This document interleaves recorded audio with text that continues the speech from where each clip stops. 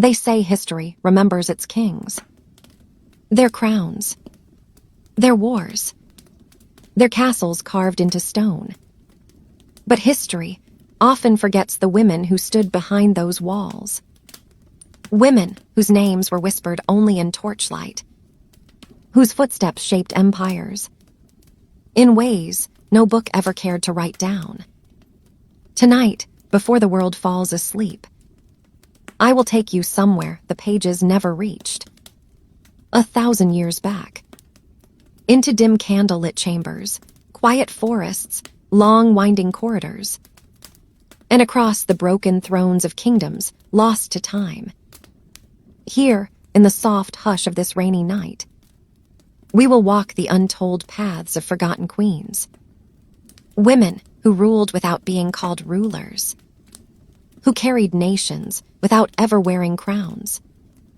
Some were mothers, some were warriors, some were healers whose hands saved more lives than armies ever could.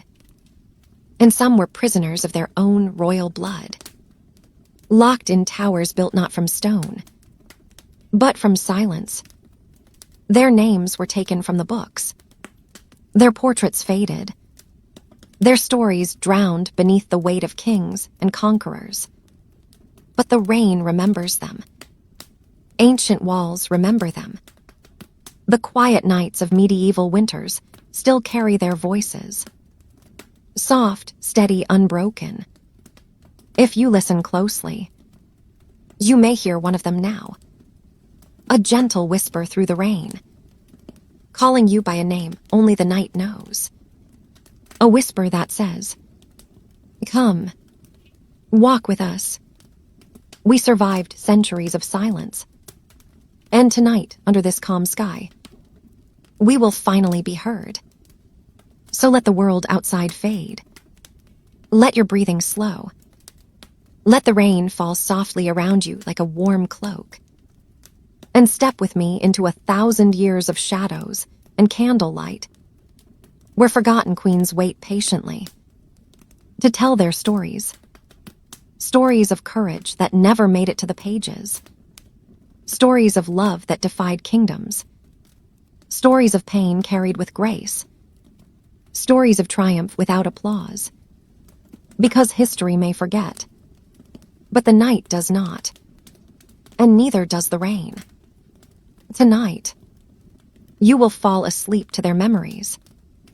Tonight, you will journey into the hidden heartbeat of a millennium, the history of women who shaped the world.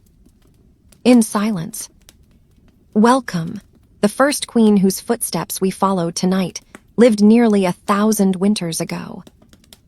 In a citadel carved into the side of a silent northern mountain, a place where the wind howled like ancient spirits, and the snow fell so softly that it covered even the loudest sorrows. Her name is one you will not find in the books, for her story was never written, only remembered, and only in whispers. Her name was Eloria, the Winter Queen, not because she ruled with coldness, but because she learned to survive in a world where warmth was a luxury, granted only to men who carried crowns of iron.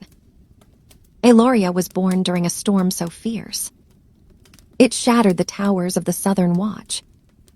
The midwives believed it was an omen, that the skies themselves had split open to deliver a daughter who would grow beyond the boundaries of her own time. But in those years, omens meant little, unless they favored kings.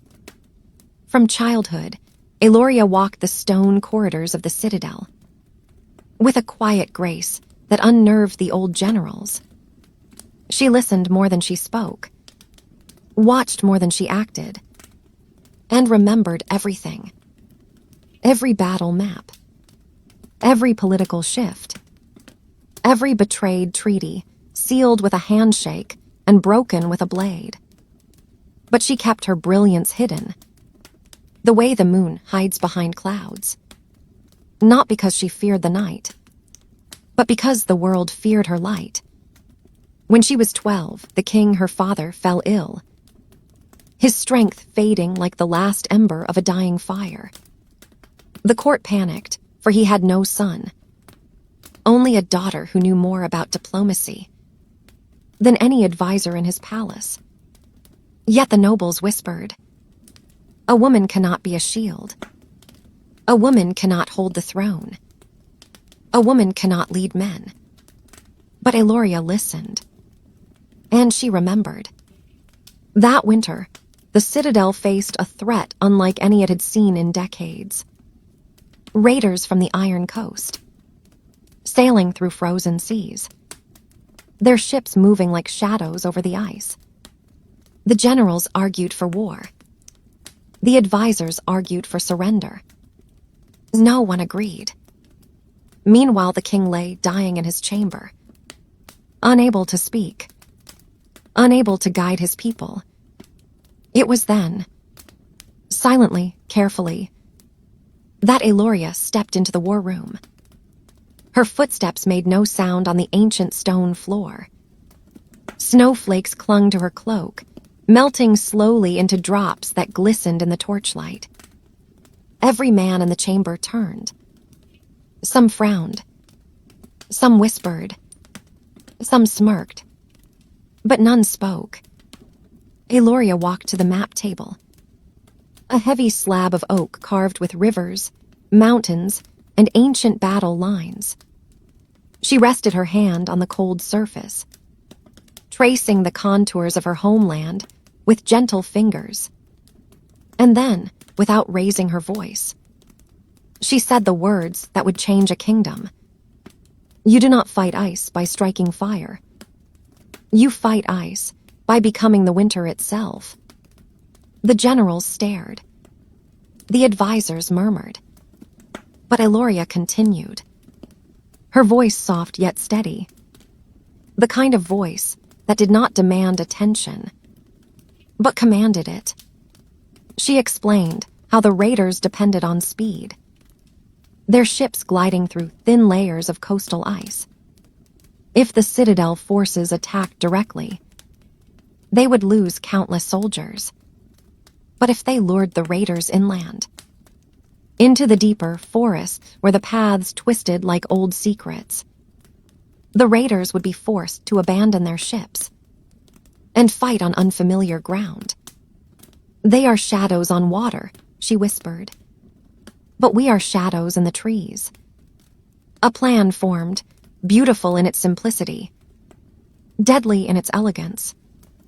And though the generals were hesitant, they could not deny the quiet certainty in her voice. The trap was set, and when the raiders entered the twisting northern woods, they found themselves not victorious conquerors, but lost men surrounded by silence. Snow fell heavier than expected that night, burying their supplies, weakening their resolve. By dawn, the citadel forces encircled them, not with bloodlust, but with patience born of winter. The battle lasted less than an hour. Not a single citizen of the citadel died. When the generals returned, the soldiers did not cheer for them. They looked over their shoulders, as though expecting the girl with the snow-white cloak to appear among them. The nobles were silent for days. Whispers curled through every corridor. "She is just a child, yet she sees through storms. If she were a man, she would be king already." But Eloria did not seek a crown. She sought only to protect the land that had raised her. And she did so quietly, like the winter wind, felt but unseen.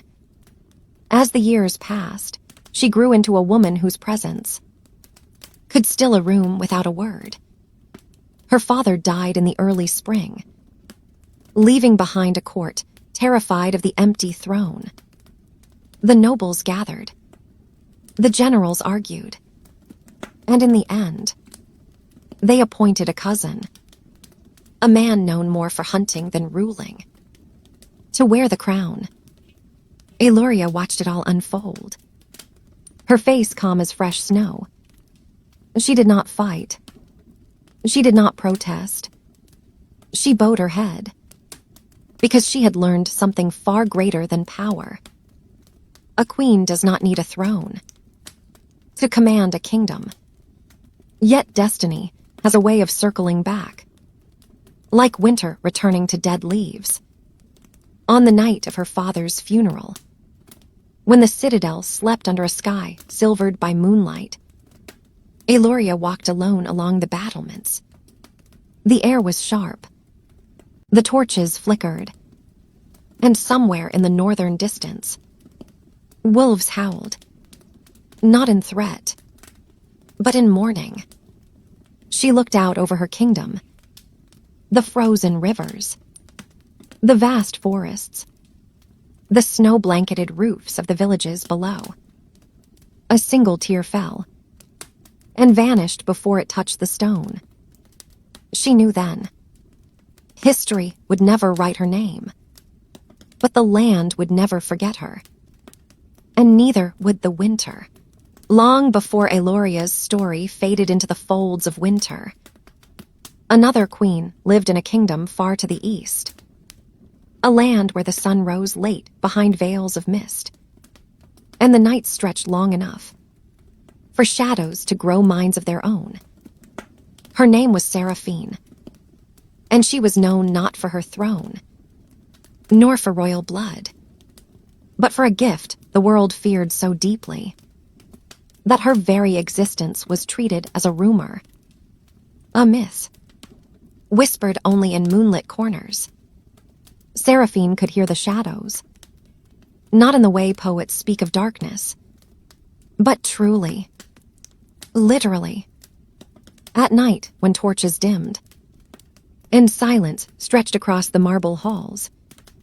She could hear faint murmurs, floating along the edges of the corridors, soft as breath, ancient as time. The people said the shadows were spirits, echoes of forgotten souls wandering between this world and whatever lay beyond it. But Seraphine discovered something different. Shadows remembered. They remembered everything.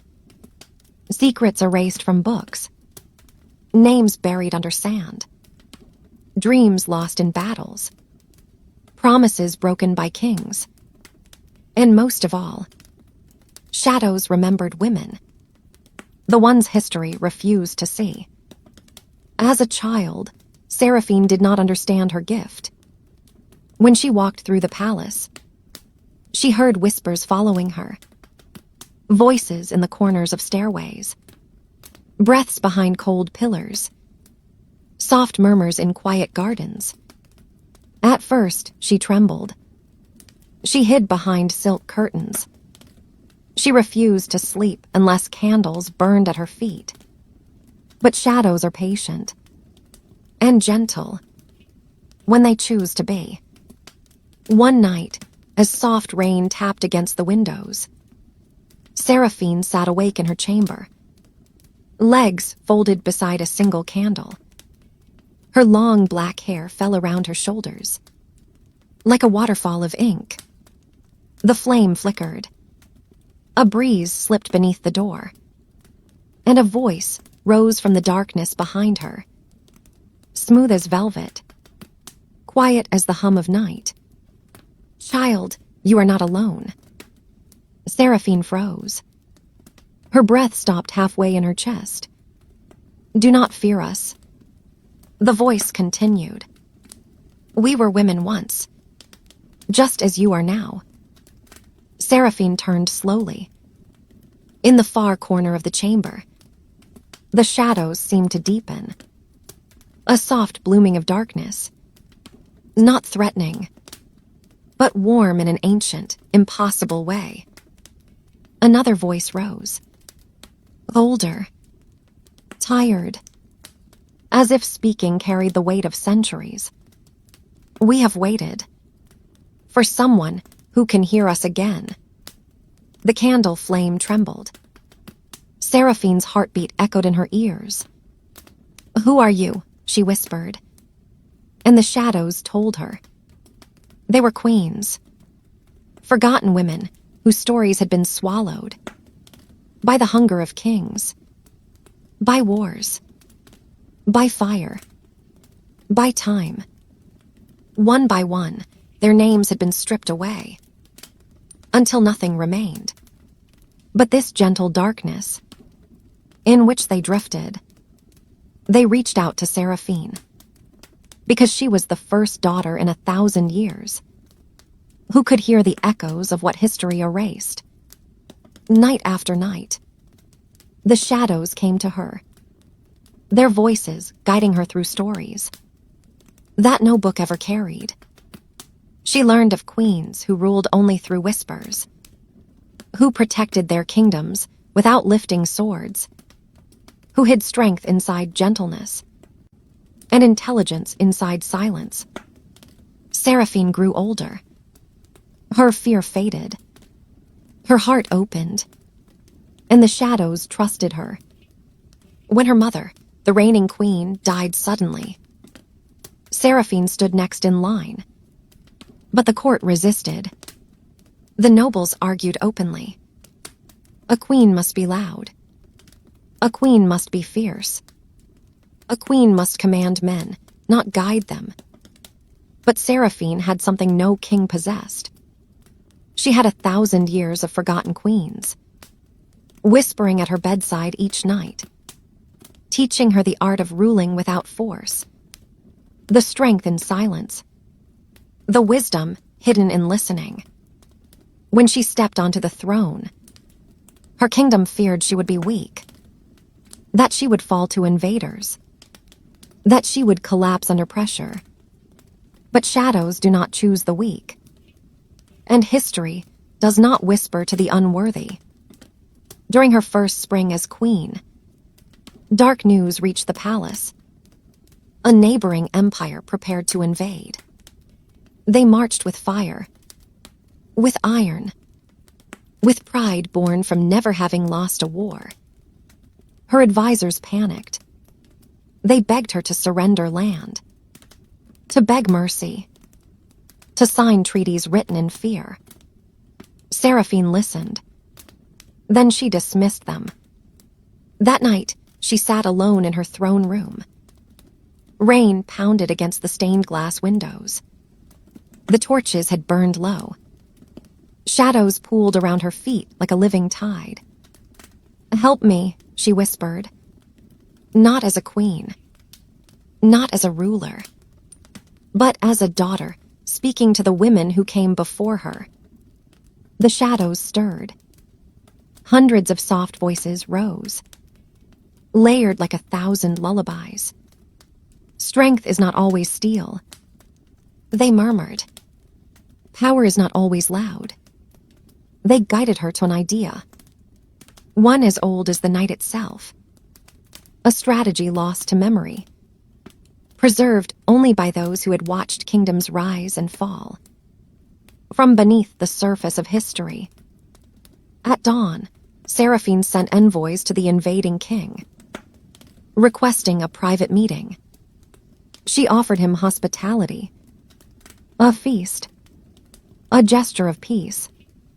The world expected her to kneel, to beg, to show fear. But Seraphine was no ordinary ruler, and shadows do not guide cowards. The invading king arrived at her palace, with arrogance dripping from his every word. He mocked her age, mocked her crown, mocked her softness. Yet Seraphine smiled. Calm, warm, patient. And she led him into the Hall of Echoes, a chamber the shadows had shown her, a place where torchlight bent strangely, and darkness breathed like a sleeping beast. There she spoke softly, only softly, of peace, of unity, of survival in a world too fragile for wars written by pride. Her words would have meant nothing in any other room, but in the Hall of Echoes, The shadows moved. They thickened. They whispered. Not words, but feelings. Regret. Loss. The weight of history pressing against the invading king's heart. And he trembled. For the first time in his life, he felt the presence of those who had suffered. Because of men like him. He signed the treaty within the hour. Then left, shaken, changed. Seraphine saved her kingdom. Not by bloodshed, but by memory. By the weight of women history tried to erase. And in the centuries that followed, her people said something magical about her rule. When Queen Seraphine walked through the palace, even the shadows bowed. Yet, like Eloria, her name was stripped from the records, her deeds forgotten by the scholars, who wrote only of kings, but not by the night, not by the rain, not by the shadows, who finally found someone who could hear them. And tonight, as you lie beneath the quiet sky, their voices rise again. Through Seraphine's story, through the soft rhythm of the rain outside your window, through the calm darkness holding you gently, as sleep draws near, the shadows remember. And now, so do you, far from the snow-covered citadel of Eloria, and the echoing halls of Seraphine's shadowed kingdom. There once existed a land so quiet, so untouched, that travelers said even the wind whispered there in a softer voice. Its fields rolled like golden waves. Its rivers murmured lullabies. And at the heart of this peaceful realm stood an orchard so vast that from a hilltop it looked like an emerald sea, stretching toward the horizon. The orchard belonged to Queen Lysandra, the woman history forgot, not because she was weak, but because she ruled with a kind of strength that kings feared, and chroniclers rarely understood.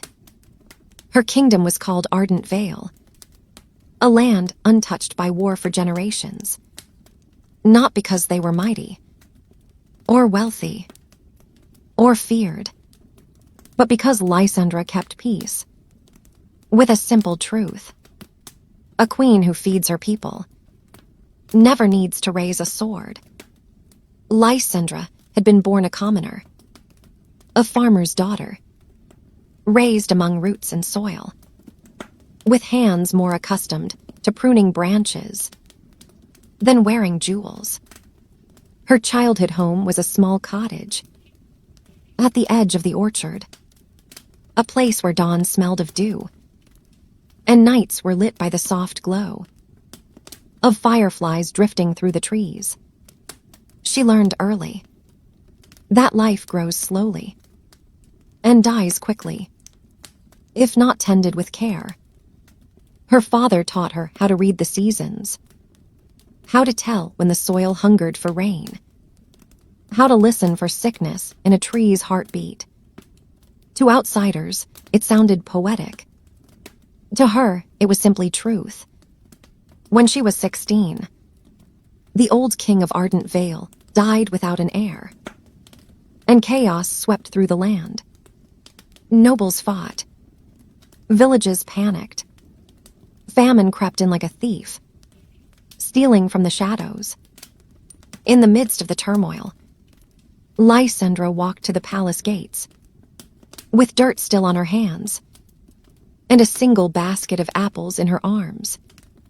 It was a gesture of peace, a reminder that kingdoms are held together, not by crowns, but by bread and fruit, by the labor of hands that grow sustenance. When swords bring only ruin, the people listened. They were starving. They had lost too much to pride. And so, in a moment that later scholars dismissed as myth or exaggeration, the entire kingdom rose as one. and chose a farmer's daughter to be their queen. Lysandra accepted, not out of ambition, but out of love. Love for the land, love for the people, love for the orchard that had cradled her childhood and held every memory of her family. Her coronation took place, not in a grand hall, but beneath the branches of the oldest apple tree, a tree so ancient. Its trunk resembled the folds of an elder's hand. Here, she vowed to rule through nourishment, not dominance, through listening, not commanding. And she kept her word. Each morning, she walked barefoot through the orchard, her skirts brushing against soft grass, her fingertips trailing the leaves, as if greeting old friends. By noon, she was in the granaries, calculating stores, ensuring no family slept hungry. By dusk, she sat with travelers to hear news beyond her borders, not for gossip, but to measure the rhythms of foreign lands and how they might affect her people. Lysandra's reign was unlike any other ruler. She did not build tall monuments or carve her victories in stone. She built irrigation channels. She carved peace treaties. She stocked grain in times of plenty to prepare for winters of scarcity. And slowly, quietly, Ardent Vale became known as the kingdom that never hungers. But peace, as always, breeds envy. To the north lay a war-scarred empire, a kingdom cracked by internal strife and weakened by years of drought. Their king, desperate and aging, heard whispers of Ardent Vale's abundance. He heard of orchards that never dried, grain that never spoiled, rivers that never thinned. And he wanted it. He sent envoys first, men dressed in polished armor, their words sweetened with false promises. They asked for alliance. They hinted at merging kingdoms. They spoke of unity, but their eyes revealed hunger, not for peace, but for possession. Lysandra listened. She offered them warm bread, fresh fruit, even shelter from the long journey. But she refused the alliance. Softly, politely, firmly. A hungry kingdom does not need borders. But she said, it needs healing. Her refusal was taken as insult.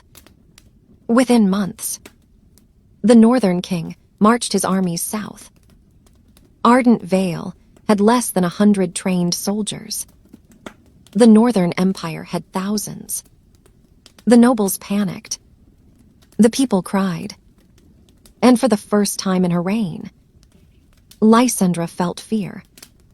Not for herself, but for the orchard, for the fields that fed her people, for the children whose laughter was sweeter than the fruit her trees bore. Still, she did not take up arms. She did not fortify walls. She did not gather weapons. Instead, she walked into the orchard, under the silver light of the moon, and knelt at the base of the oldest apple tree, the same tree under which she had been crowned. She placed her hand upon its bark and whispered, "Help me save them." The wind rose. Leaves quivered. And for a moment so brief, it could have been imagined. The earth beneath her palm seemed to pulse. The next morning, as the invading army marched toward Ardent Vale, they met an unexpected sight. Villagers lined the roads, not with weapons, but with baskets of fruit, loaves of bread, and water from the crystal river. Children offered apples, To armored soldiers, mothers handed warm bread. To the kingdom's enemies, elders shared stories, not warnings. The army hesitated. Their king barked orders. But hunger is a stronger force than pride. And the moment a starving soldier tasted the sweetness of ardent Vale's fruit, the entire formation faltered. The general approached Lysandra, who stood barefoot at the edge of the orchard, her gaze steady, her presence quiet yet unbreakable. "Why feed your enemies?" he asked.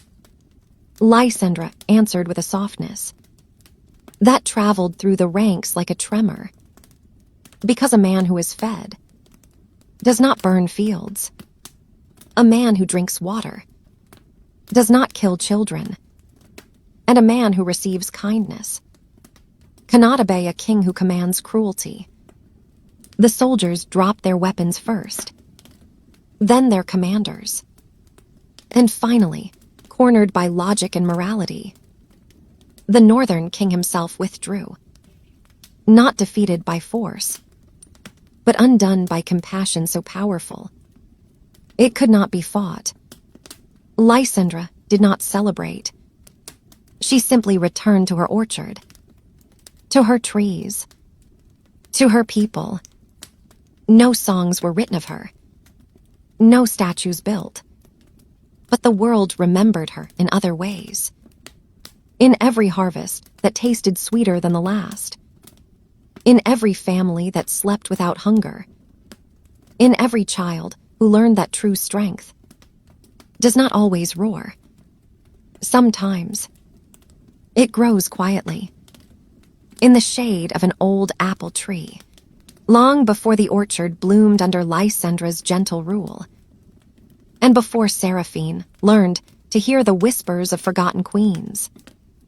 There was another woman, a queen whose story drifted across ages, the way mist drifts across a quiet morning sea.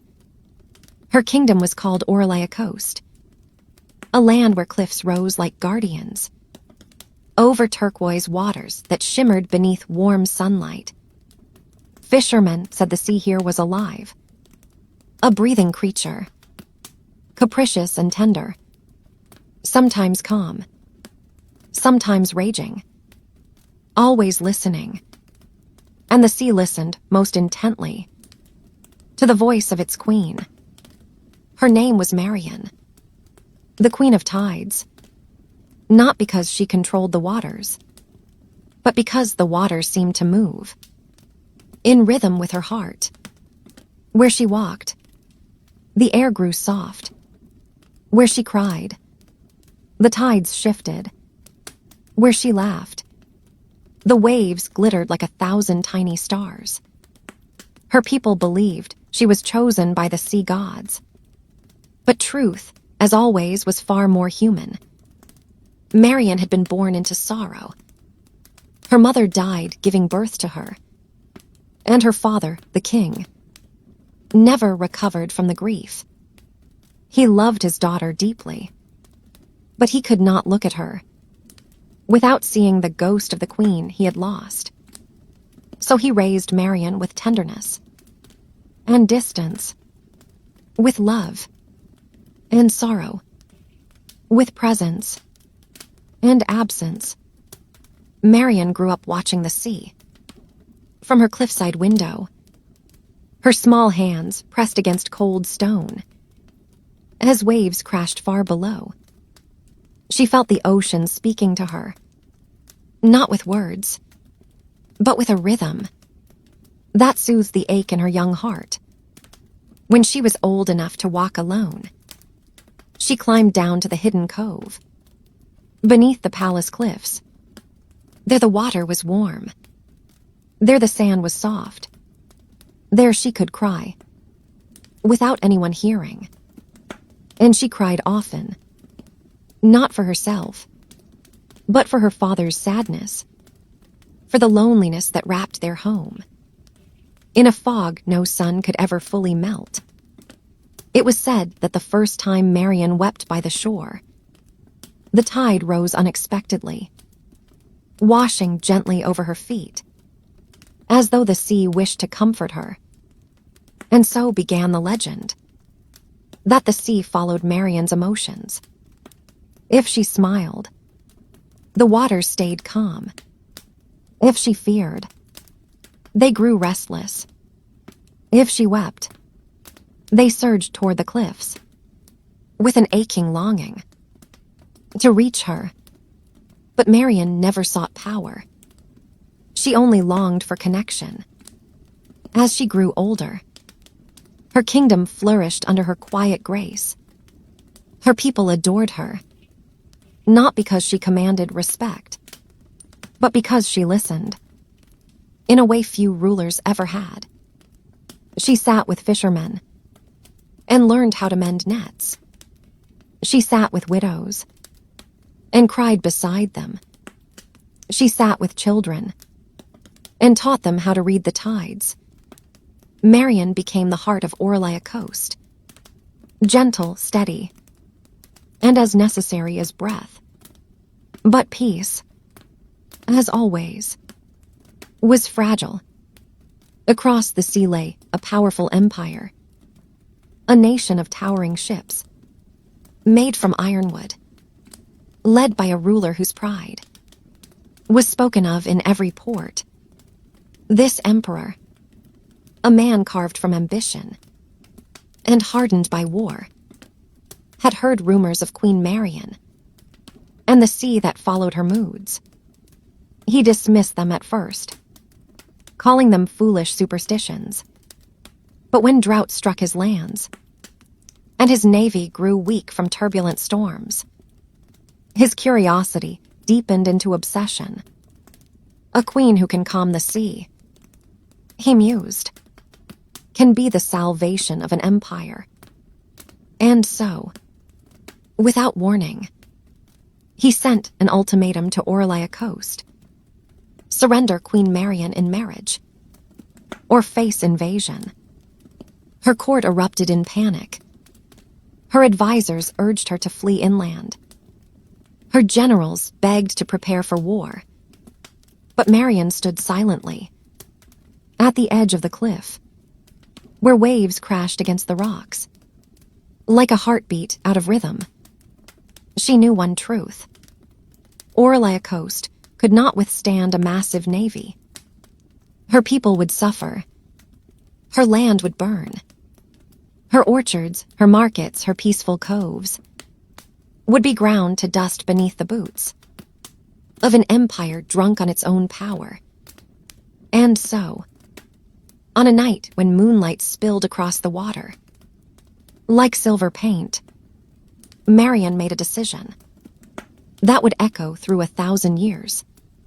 She would meet the emperor at the midpoint of the sea, not to surrender, not to marry, but to protect her people at any cost.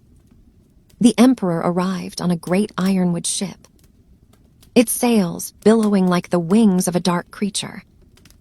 His eyes gleamed with triumph as Marian approached on a small boat, rowed by fishermen who had raised her like one of their own.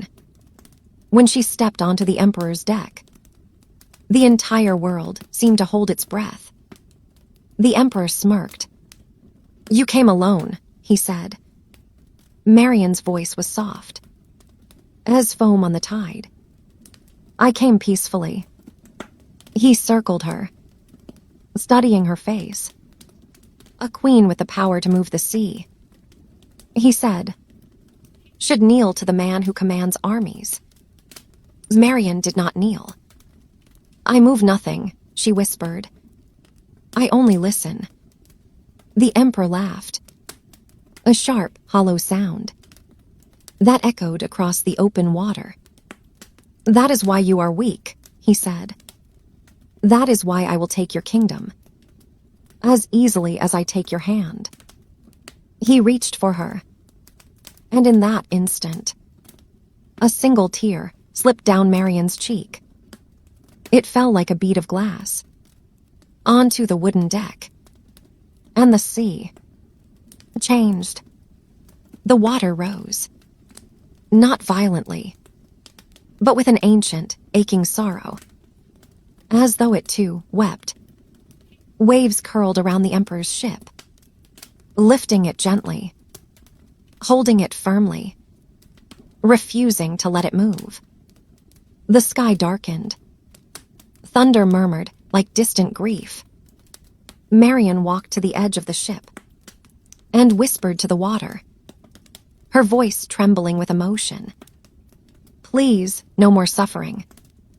The sea obeyed, but it did not forget the Emperor's intentions. The ship was carried, not broken, not drowned, but carried, all the way back to the empire it came from. The Emperor collapsed in fear, his ambition shattered, like clay beneath a hammer. He never returned. And Marian, barefoot, weary, with cheeks still wet from tears, was brought home across calm waters by the same fishermen who had rowed her into danger. Her people met her on the shore, their torches glowing in the night, like stars fallen to earth. They knelt, not because she commanded it, because she had saved them, with nothing but love and sorrow. Marian ruled for 40 more years, a queen whose tears shaped tides, whose kindness shaped nations, whose strength was so gentle that history refused to understand it. And so it forgot her. But the sea did not. Even now, when storms move strangely, when calm arrives unexpectedly, the sailors whisper, the Queen of Tides is crying again. Long before Marian's tears softened the fiercest tides, and before Lysandra fed a kingdom into peace, and before Seraphine learned to hear the memories of shadows, there lived another woman, a queen who ruled not with steel, nor with sweetness, nor with the power of nature, but with knowledge. Her kingdom lay on the edge of a great desert, a vast stretch of golden sands that shimmered beneath the sun, like sheets of molten glass.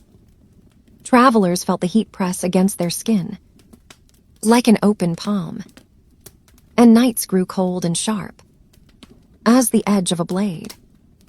This kingdom was called Astarin, and at the heart of its stone-walled capital stood a towering archive, a labyrinth of scrolls, manuscripts, star charts, lost histories, and forbidden texts, collected across centuries.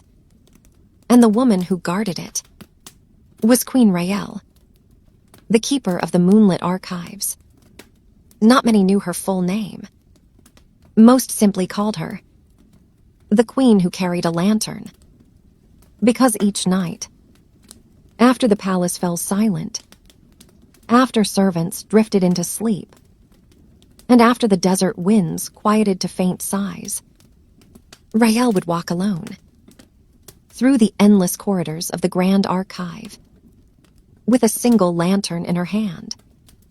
Its warm, amber glow painted soft halos across the stone walls, turning dust motes to tiny floating stars. Her footsteps echoed gently, like a heartbeat swallowed by stillness. She read. She studied. She preserved. She memorized the stories that time itself tried to erase. No one knew how much she knew. No one suspected how deeply she understood the world. Her court believed she was quiet because she was shy. Her advisors believed she was passive because she was gentle. Her enemies believed she was weak because she was peaceful. But Raelle held wisdom. That could reshape kingdoms. She nurtured knowledge, the way others nurtured armies. And she understood that a kingdom ignorant of its past is a kingdom doomed by its future. Her mother had once told her, on a quiet night drenched in moonlight, "Books do not breathe, my child, but they save lives, in ways swords never can." Rael carried those words within her, like a hidden crown. But knowledge is dangerous, especially in a world ruled by men who fear what they cannot control. And Astarin was no exception. Across its eastern horizon rose the Empire of Vorthen, a ruthless nation built on conquest.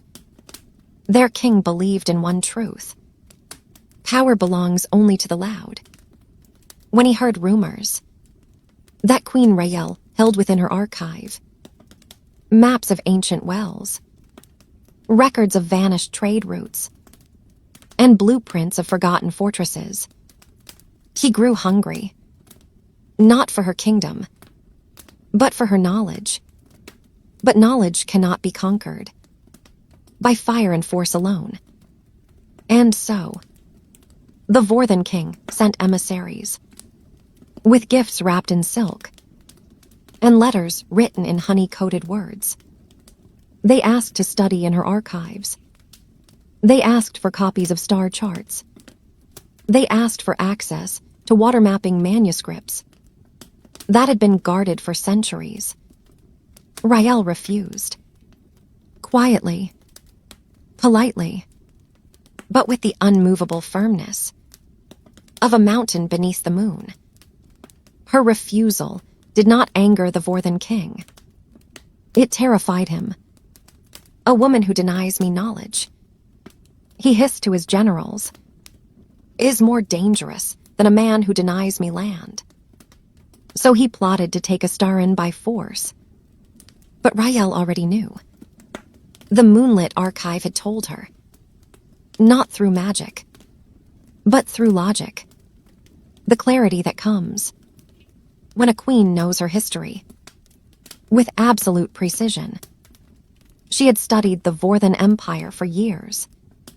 Their wars, their victories, their collapses, their storms, their drought cycles, their weakest trade routes, their strongest lies. Rael did not prepare for war. She prepared for truth. Night after night, she walked the archives, with her lantern glowing like a second moon. Her gown brushed softly against the marble floors. Her shadow slanted long across the stacks of ancient manuscripts.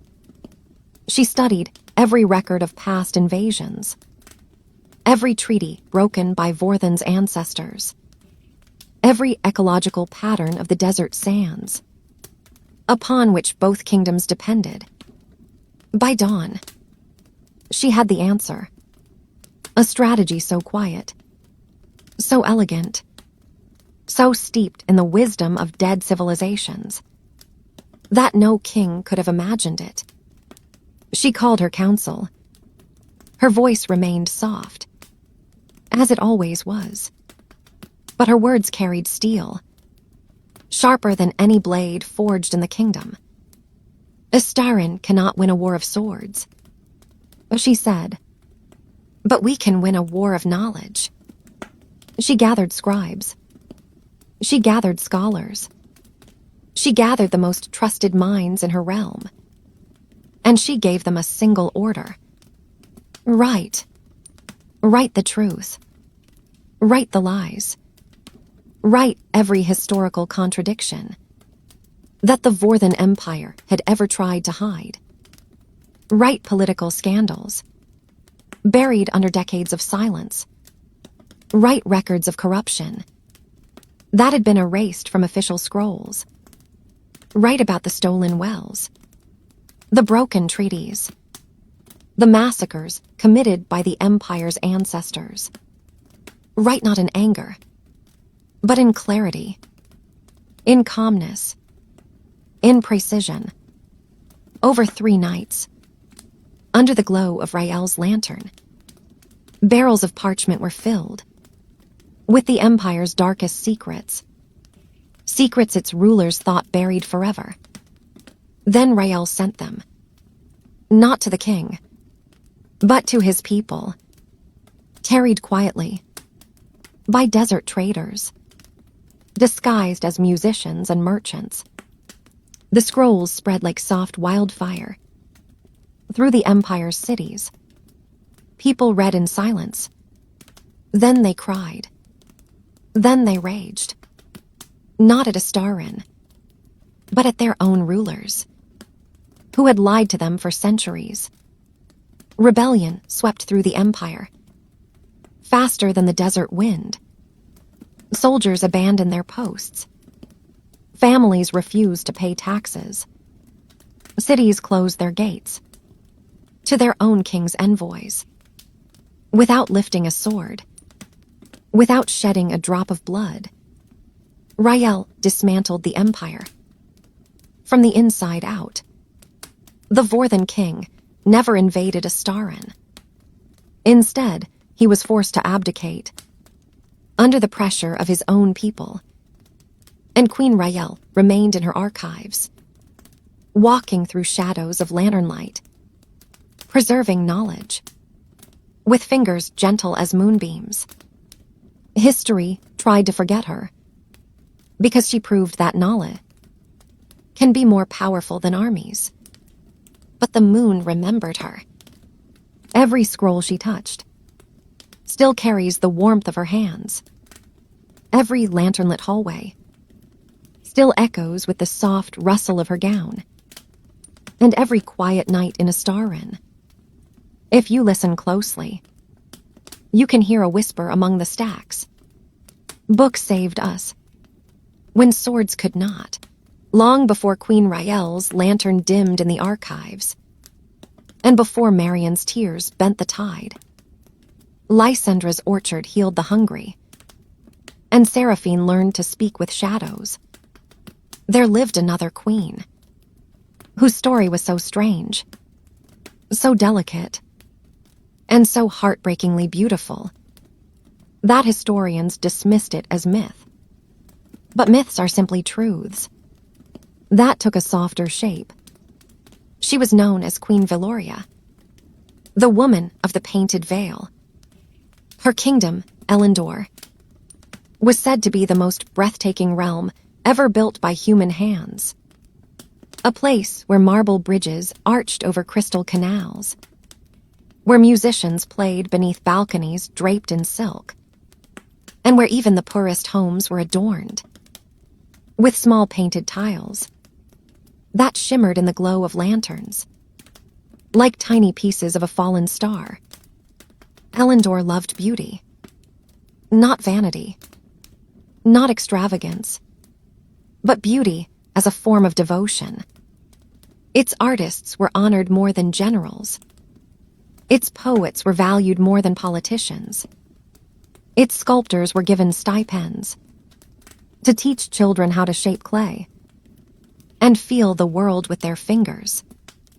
And at the center of all this art stood Veloria, a queen whose beauty was not what made her loved, but whose mind shaped the kingdom's very soul. She wore a veil, not out of modesty, but out of choice. The veil was thin as moth wings, painted with delicate patterns. That changed with the light. When morning sun touched it, floral shapes appeared. When lanterns lit it at night, the patterns became swirling galaxies that seemed to drift as she walked. Children called her the queen who wears the sky. But the veil had a purpose. Behind it, Veloria hid something the world was not ready to understand. She saw colors no human eye should be able to see. Her vision was a curse and a gift. She could look at a person and see the colors of their emotions, woven like threads around their bodies. Joy glowed gold. Grief shimmered deep blue. Jealousy flickered green.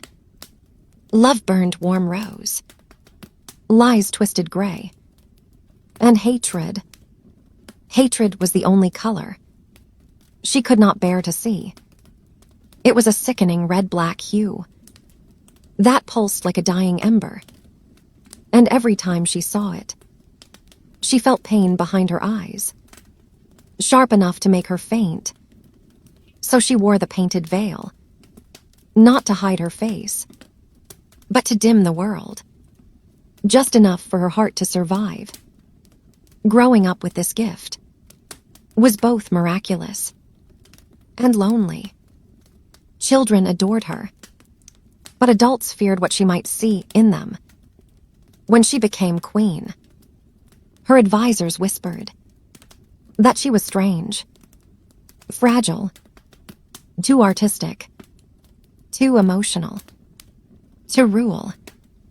But Valoria saw through them, through their smiles, their masks, their ambitions, their secret desires, and she ruled accordingly. Softly, wisely, unfailingly fair. Under her guidance, Elendor entered a golden age. Art flourished, trade bloomed, and even the poorest citizen lived with dignity. But peace paints jealousy in the hearts of neighbors, and beauty, as always, breeds danger. Across the Western Sea lay a kingdom called Dravarin, a land of stone fortresses and iron discipline. Dravarin valued strength above all else.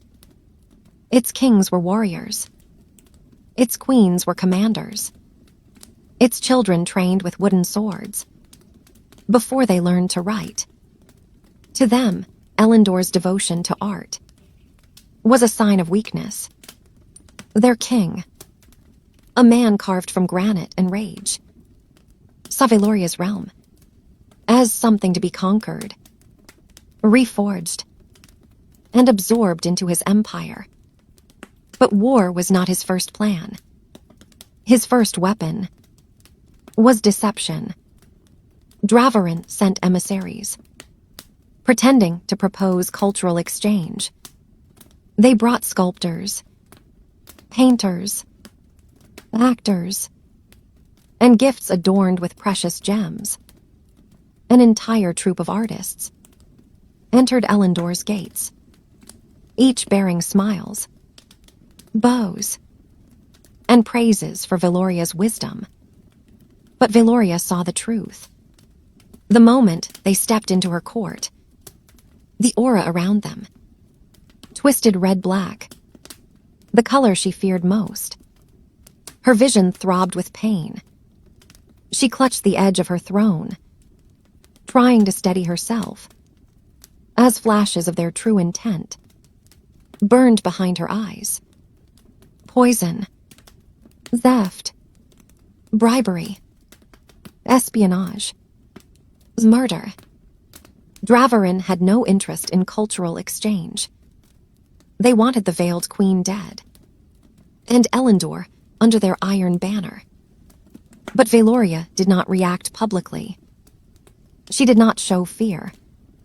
She did not accuse them. She smiled gently behind her painted veil and welcomed them with grace that disarmed even her enemies. She offered tour of the city. She offered performances. She offered hospitality. And quietly, she devised a plan, as elegant as any masterpiece ever painted in Elendor.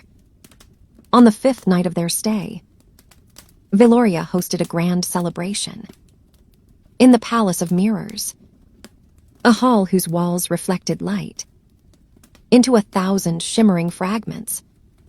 Lanterns hung like floating stars. Musicians played harps that sounded like liquid silver. Dancers moved in spirals, as though carving constellations in the air. The emissaries entered, stunned and dazzled. Their intentions flickered darker behind their false smiles. But the queen ignored the pain in her vision.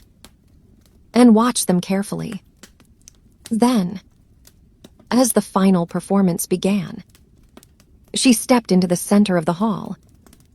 Her painted veil shimmered, galaxies swirling across it, like a living night sky.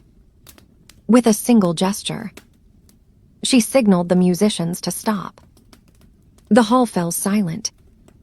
"Tonight," she said softly, "we celebrate unity." Her voice was gentle, but her eyes behind the veil saw everything. She raised her hand, and every mirrored wall shifted with light. The emissaries gasped as the mirrors reflected, not their faces, but the true colors of their intentions. Red-black, twisted, burning, malicious. Their lies were no longer hidden. They tried to flee. Soldiers blocked the exits. They tried to fight. Elendor's guards disarmed them. With ease, the emissaries fell to their knees, not because of force, but because of the shame Veloria revealed. She did not execute them. She did not imprison them. She did something far worse. She sent them home with mirrors. Each emissary carried a mirror that reflected not their face, but their intentions. When the Dravarin king saw his emissaries return, with mirrors showing only red-black hate, his people saw too, and rose in outrage against a ruler who had chosen war, against a realm that wanted peace. Dravarin turned on itself, splitting into factions, rebellions, civil uproar. They never invaded Elendor. Veloria saved her kingdom, not with swords, but with truth made visible. For years after, the painted veil became a symbol, not of beauty, but of clarity, strength, wisdom. But history feared her power and erased her name. Yet her veil remained, folded neatly, in a forgotten box, in a forgotten palace, in a forgotten part of the world, waiting to catch the light Aga before Veloria's painted veil shimmered through Elendor, before Rael's lantern lit the archives, before Marion's tears moved the tides, and Lysandra's orchard fed the starving, long before Seraphine whispered with shadows, and Eloria commanded winter. There lived a queen, whose story moved like a single candle, in a world drowning in darkness.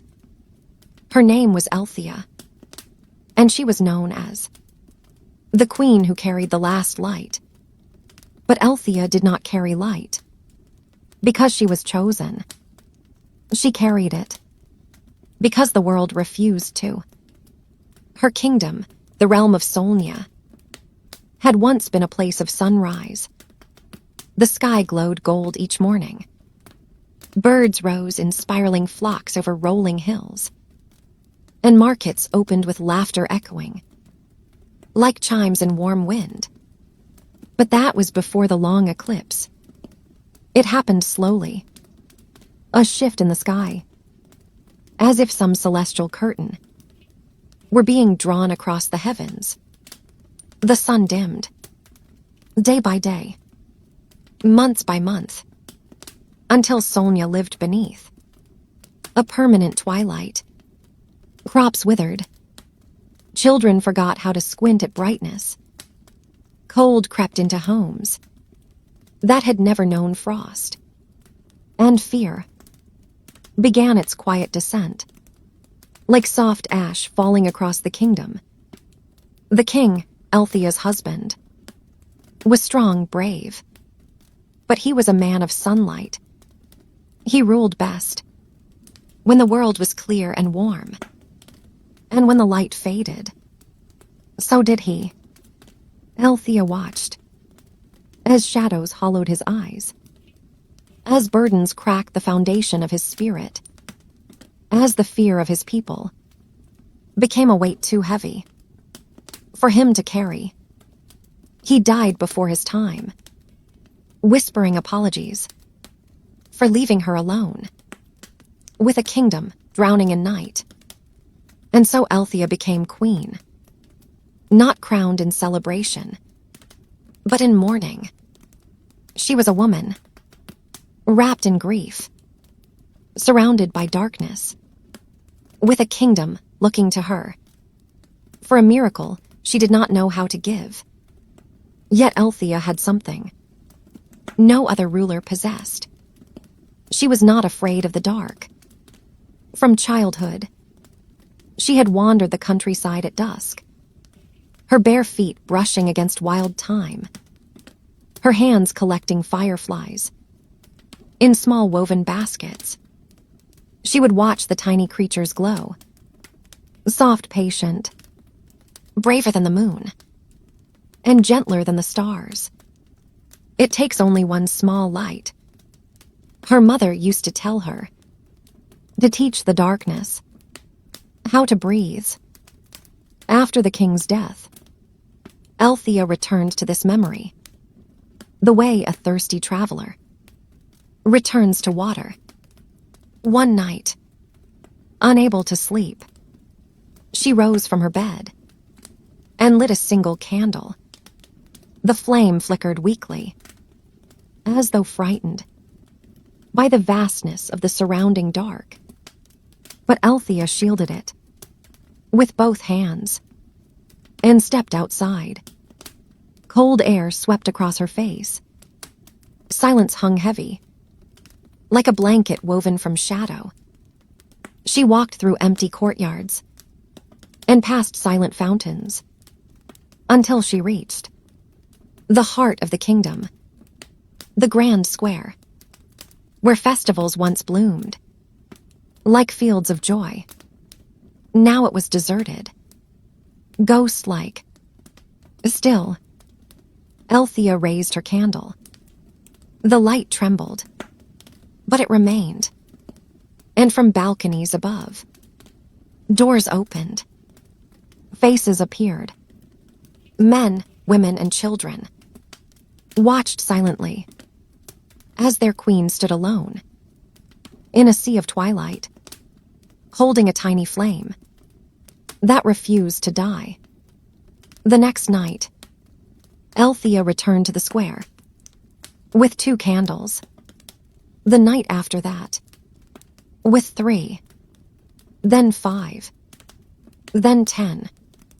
People began to follow, at first shyly, with lanterns hidden beneath their cloaks, then openly, boldly, carrying torches, oil lamps, glowing jars of fireflies that pulse like beating hearts.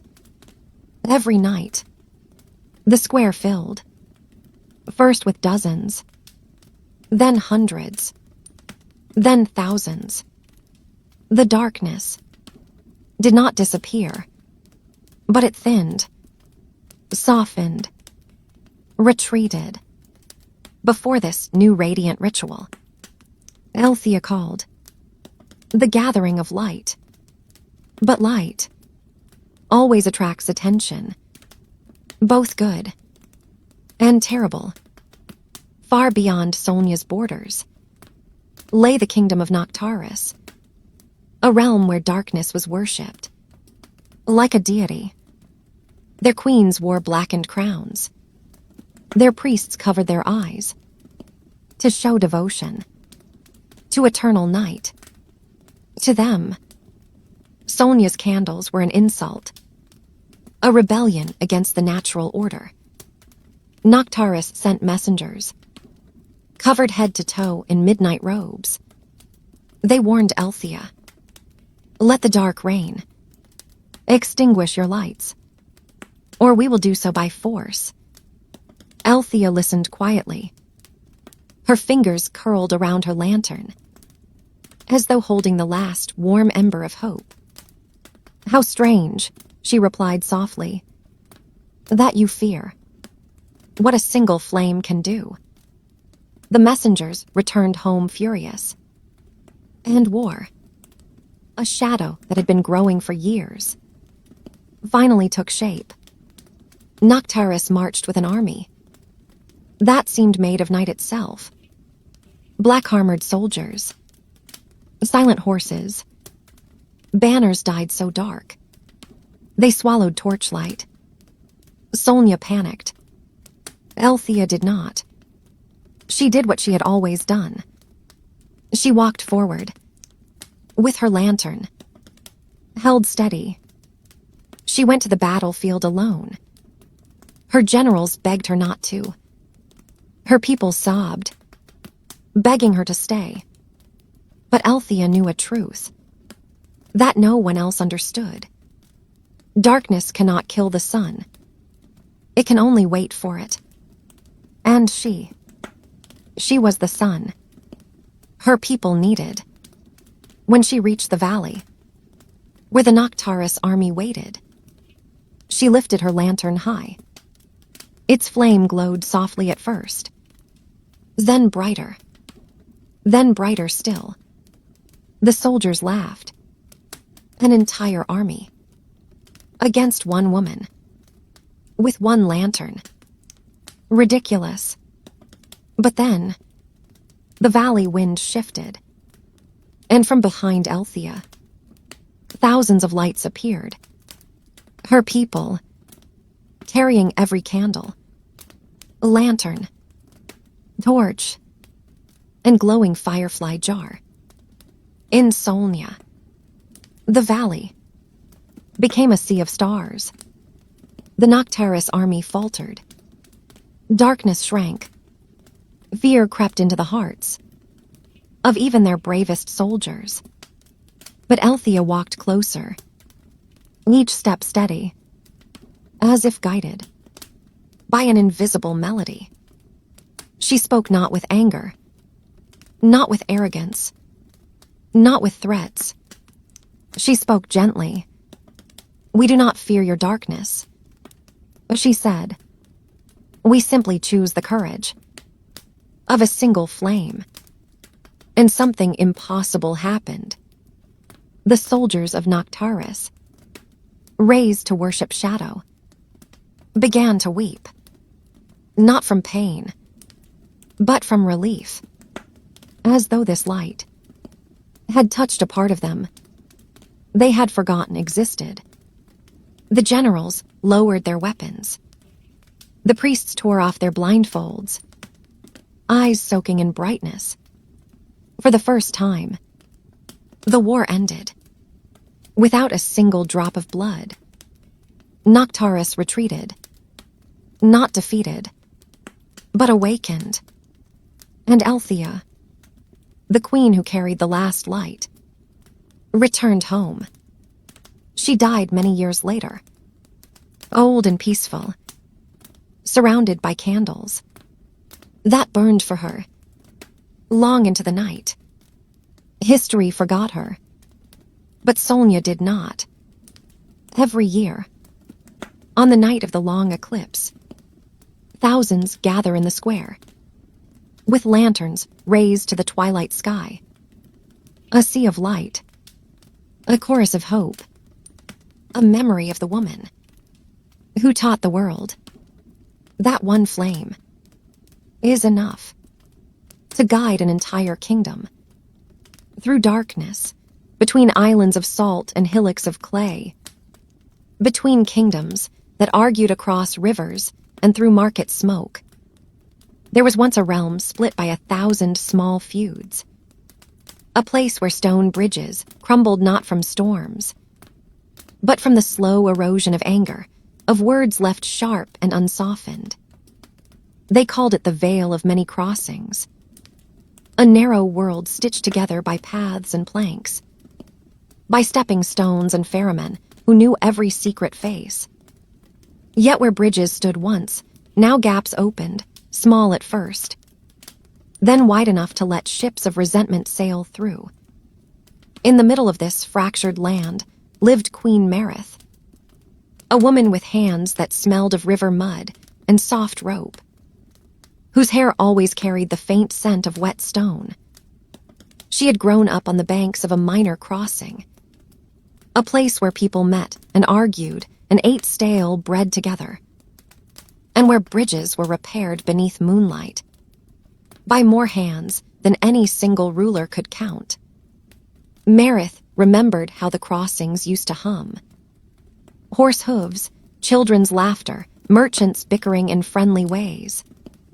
She remembered her mother tying knots in ropes, her father carving new planks with a patient rhythm.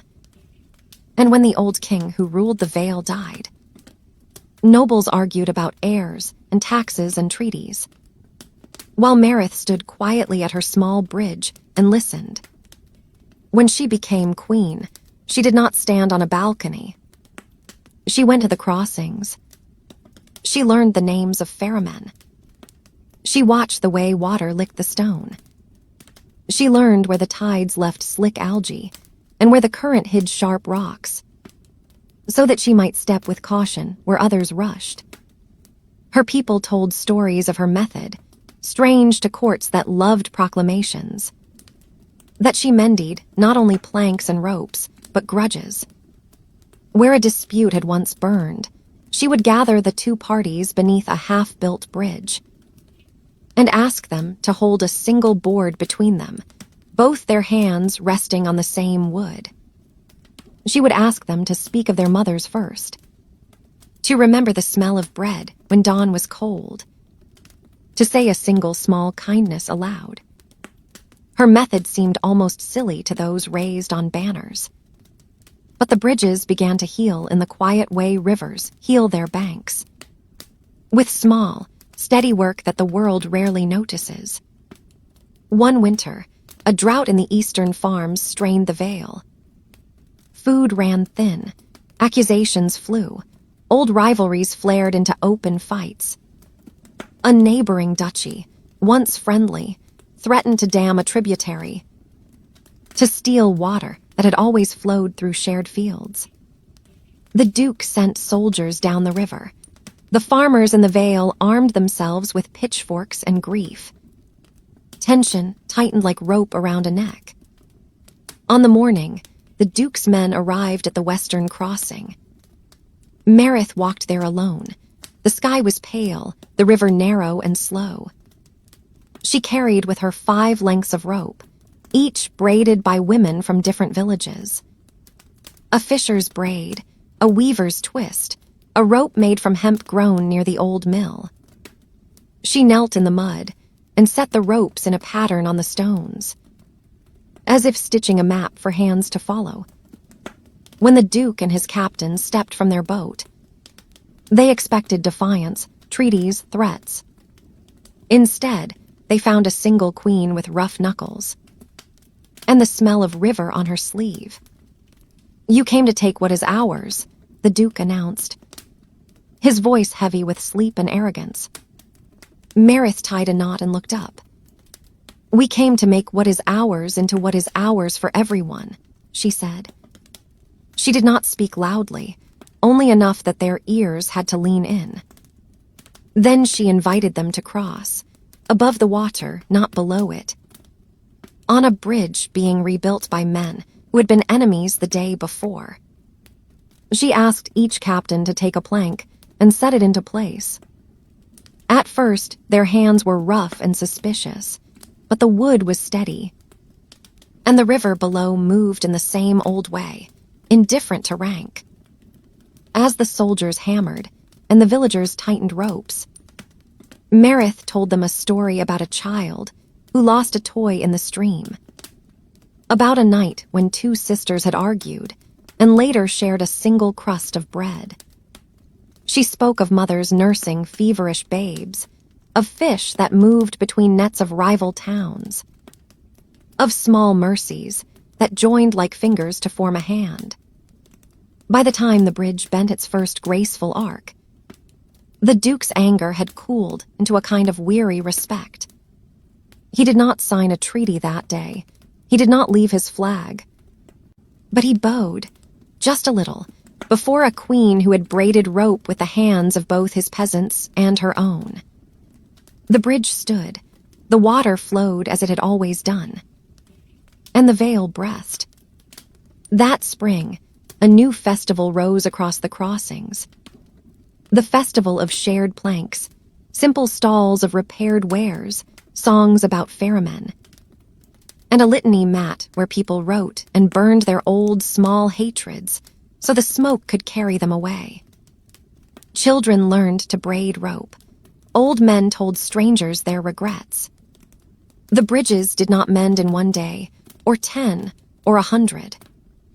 But they grew more and more whole as people returned to the slow work of meeting. Not all days were gentle after that. There were times when a flood took the bridge, or when a new lord stirred old resentments, or when political songs from distant courts tried to lure the Vale into alliances it did not need. But Marith's work had seeded a habit. People remembered the sound of planks hammered into place, the feeling of two hands steadying the same piece of wood, the necessary hum of small shared labor. A story persisted about the night when a messenger arrived with tragic news. A merchant caravan had been attacked, and the ransom demanded was more than any one village could pay. Panic flickered in the market faces, like torches in wind. Marith sat in her doorway and looked at the river, then called to the women who mended nets by moonlight. She asked them to gather all their spare rope and dye it with old onion skins so it would appear uniform. And together, they wove a long binding line that connected every granary to every boat. When asked why, she only replied, "So no one must lift their head alone." They tied the rope along the banks. They lashed together barges until a convoy formed, and the ransom was paid with shared grain. At the center of that convoy was Marith's small boat. She steered it as if steering a conversation, slowly, carefully, listening. The merchants lived, the traders slept again, the valleys hummed. People whispered later that Marith's greatest gift was not her politics, nor her small courts of advice, but her insistence on being present in the places where people practically lived. She judged disputes beneath leaning willow trees. She ate cold porridge with fishermen.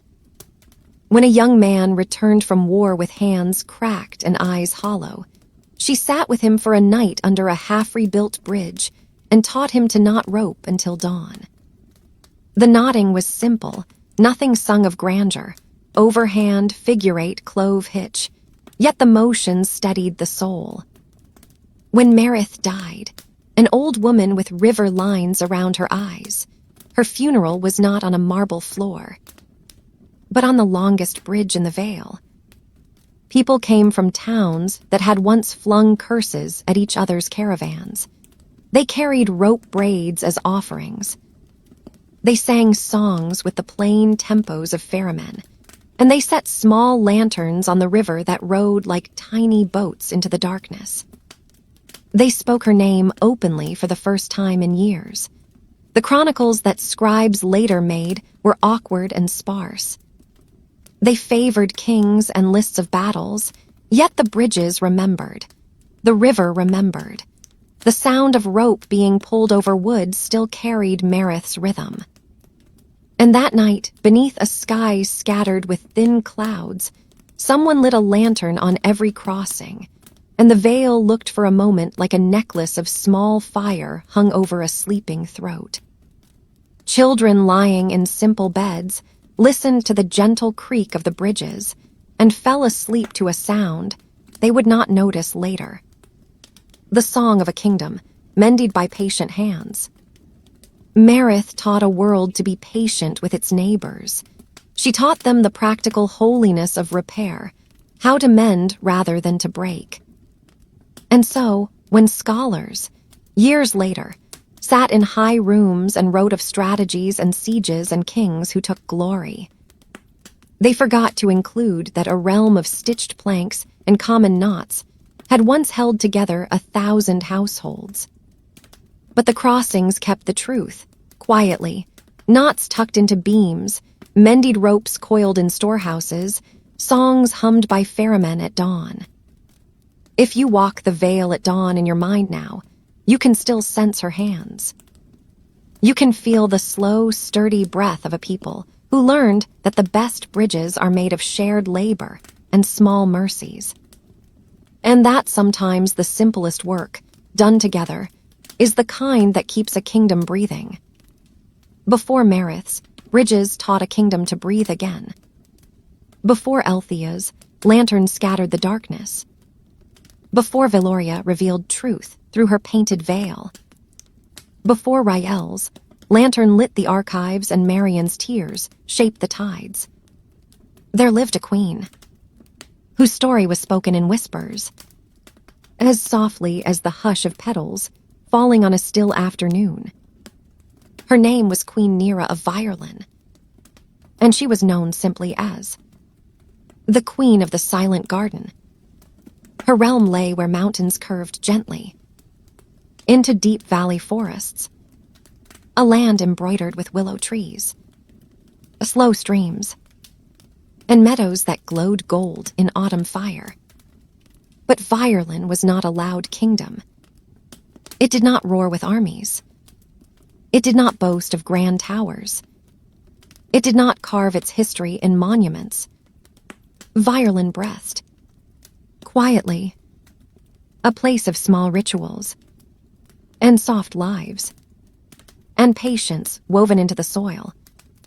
And at the heart of it all lived Queen Nera, a woman whose silence held more power than any king's proclamation. She had not always been silent. In her youth, she sang. Her voice was said to calm storms, to soothe crying children, to lull even restless animals into sleep. Her songs drifted beyond the palace walls, like ribbons of moonlit water. But one winter, a cough took her voice, a fever that clung to her throat, until she woke one morning, unable to speak a single word. The court panicked. Priests prayed. Healers brewed teas that smelled of burning rosemary and sorrow. But nothing returned her voice. And when the kingdom grew fearful, thinking a silent queen meant a weak one, Nera simply smiled, wrapped a shawl around her shoulders, and walked into the palace gardens, where the first snow was beginning to dust the sleeping roses. She did not look broken. She looked calm, grounded, as though silence had not taken her voice, but revealed her truth. The silent garden was not simply a place of flowers. It was a world of stillness, a sanctuary where even the wind seemed to walk softly. Nera spent her mornings there, touching leaves, watering the herbs, trimming the small white blossoms that looked like stars fallen on branches. Her people began to visit, not out of duty, but because the silence felt safer near her. Mothers came with babies who would not sleep. Widows came with grief they could not name. War-returned men came with trembling hands they could not steady. Nera listened to them, not with words, with presence. She held hands. She offered warm tea, with mint and honey.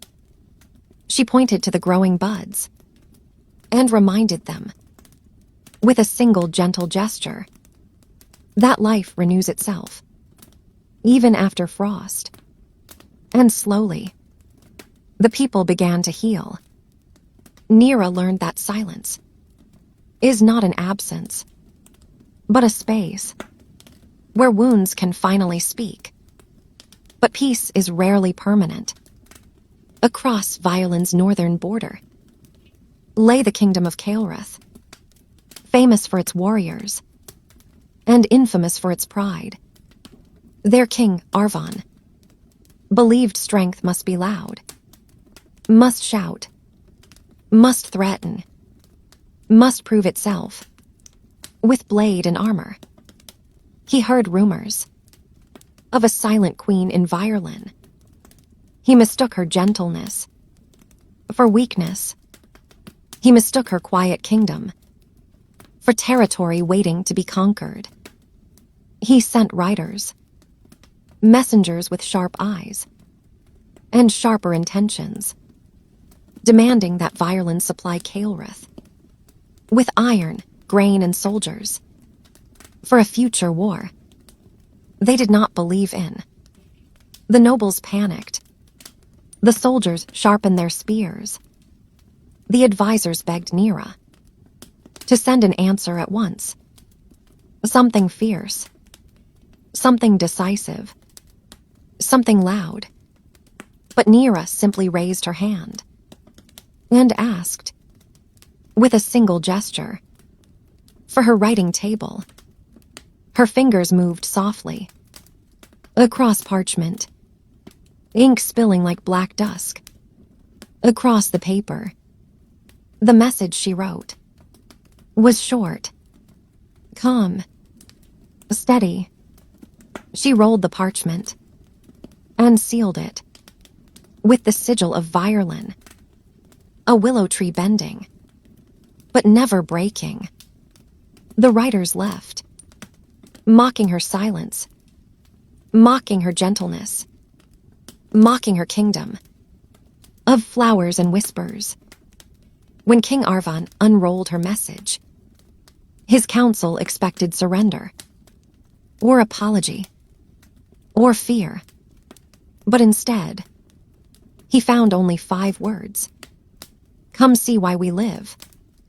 Arvan arrived with armored guards, expecting to see trembling citizens and frail soldiers. He expected desperation. He expected fear. He expected a kingdom that needed saving by force. Instead, he found a world so gentle that it unsettled him. Children played beside willow-shaded ponds. Farmers hummed while tending crops with contented eyes. Old women sat in circles, weaving baskets and laughing with wind-soft voices. No one screamed. No one bowed in terror. No one hurried. It felt wrong, not because it was weak, but because he did not understand it. And then Nira appeared. She walked with the grace of someone who trusted the earth. Under her feet, her silence felt like a blessing, not a void. Arvan tried to intimidate her. He demanded soldiers, supplies, obedience. She simply looked at him with calm, unwavering eyes that did not rise to anger, nor bend to fear. She motioned him to follow her, confused. He did. She led him to a small clearing in the silent garden. There, beneath a flowering tree, women sat weaving blankets. Children fed doves from their hands, and a wounded soldier from Caelrith, still wearing the crest of Arvan's own army, rested with a cup of warm broth. Arvan stared.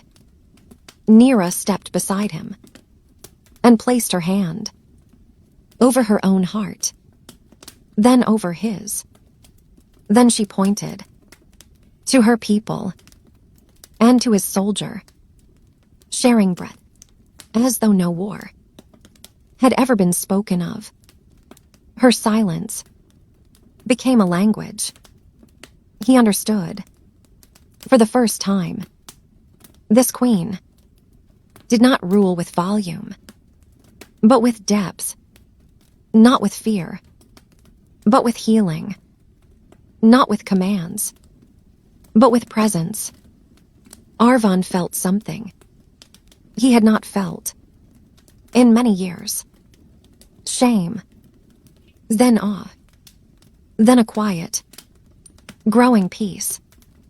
The invasion never came. Instead, Arvan returned home with a new treaty, one written in his own hand, promising protection, trade, and friendship. And he carried with him a branch from Nira's willow tree, a reminder that bending is not breaking, and silence is not weakness. Years passed. Violin flourished. Under Queen Nira's quiet rule, gardens expanded. Families healed. The kingdom learned that their greatest strength was not walls, or armies, or gold, but gentleness. When Nira died, she left behind no great monuments, no grand speeches, no carved histories. She left behind a garden, a place where silence still blooms, like a soft white flower, where grief dissolves into earth and grows again as compassion, where strangers become family under willow branches that remember her touch.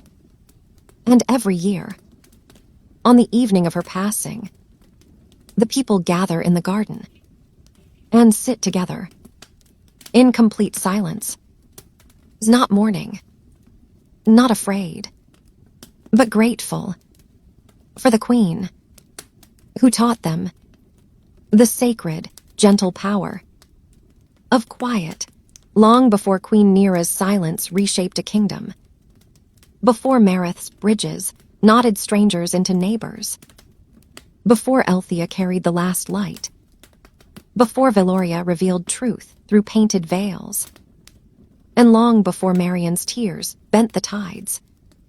There was another woman, a queen whose story smelled of salt, whose hair tangled with wind, whose voice rose against storms, in ways no historian bothered to write.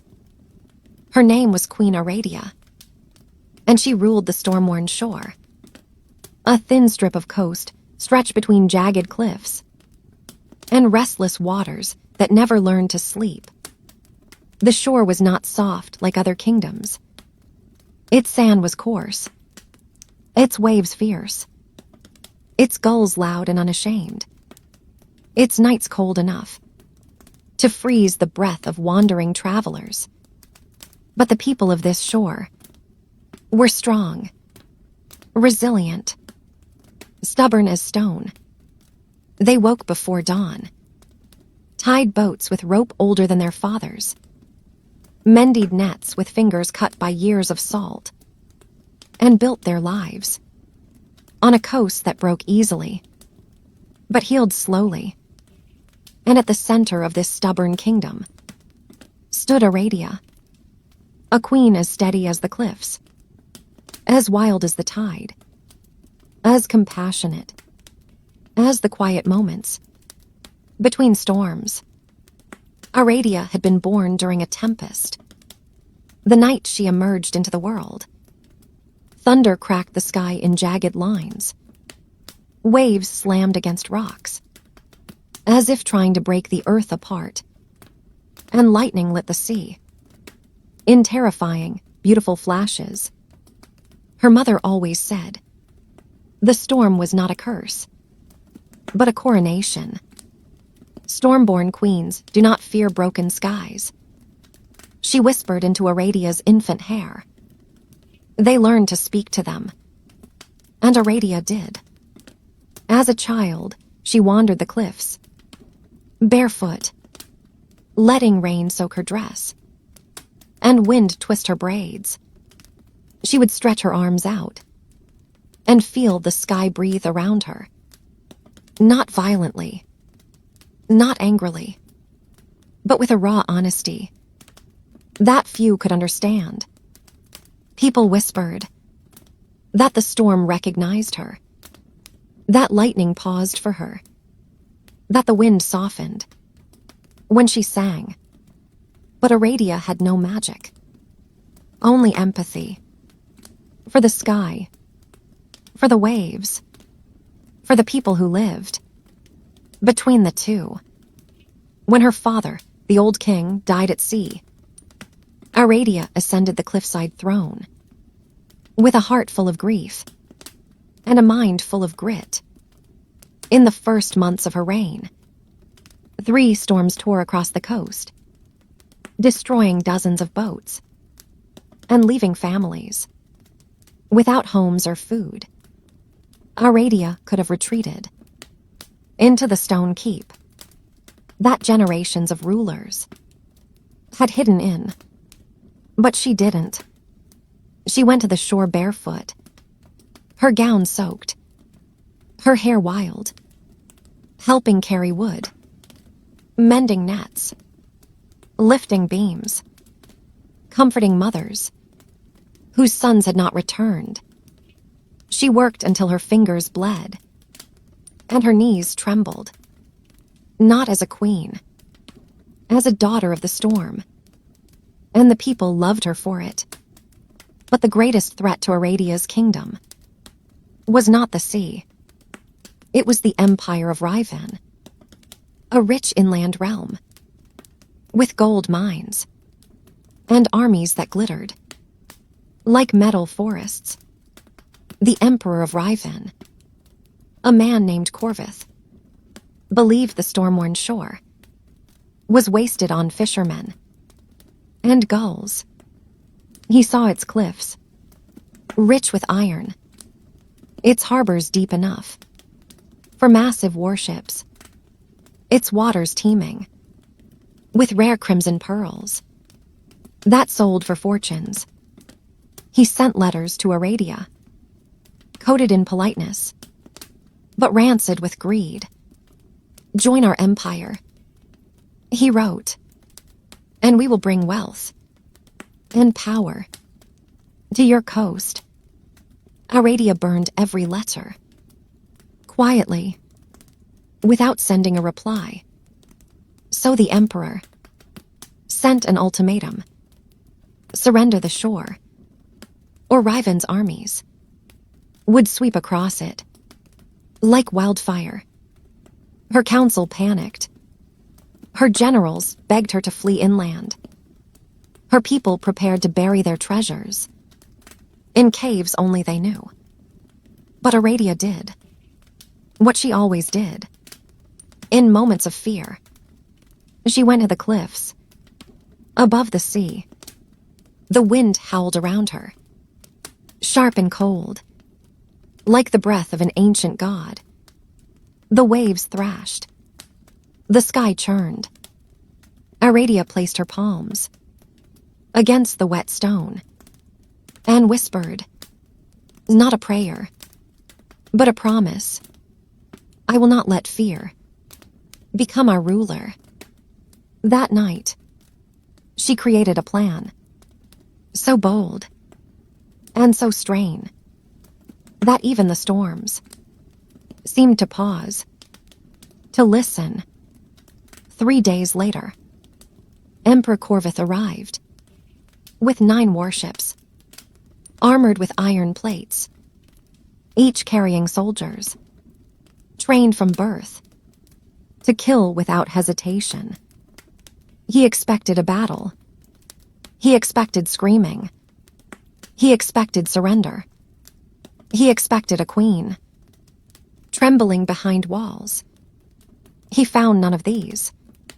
Instead, he found Aradia, waiting on the shore, in a simple dark cloak, hair whipping in the wind, standing alone, beside a wide, shallow pool, carved into the rocks.